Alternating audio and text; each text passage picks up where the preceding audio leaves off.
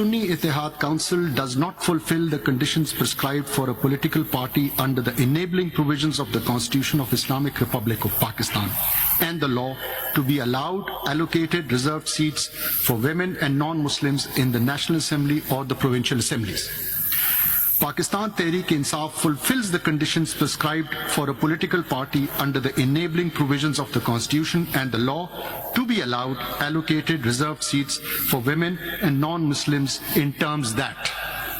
a candidate for a seat in the National Assembly or the Provincial Assembly who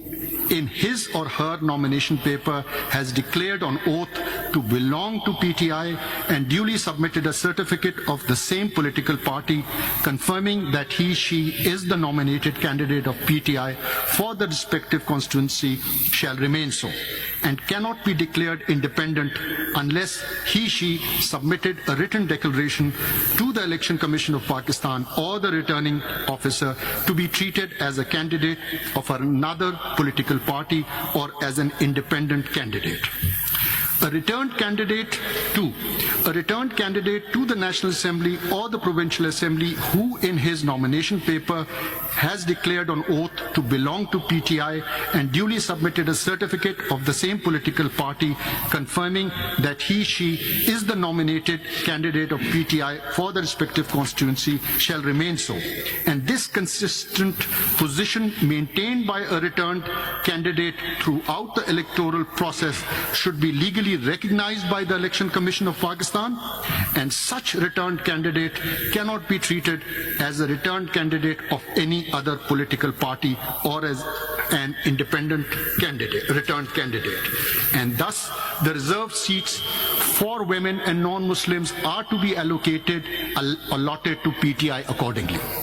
A candidate nominated, number 3, a candidate nominated by PTI for a constituency of a National Assembly or a Provincial Assembly who after being declared returned joined another party or sought to be treated as an independent raises serious concerns about disregarding the trust reposed in him or her by the voters, thus undermining the will of the people. And number 4, the legal implications, effects, consequences of the determination made above in paragraph 2.2 and 2.3, as well as the actions or inactions of Election Commission of Pakistan thereon, although deeply concerning, have not been challenged in the present appeals and petitions, and the persons who would be affected or aggrieved are not parties before this court. Therefore, issuing a definite direction to the Election Commission qua the allocation of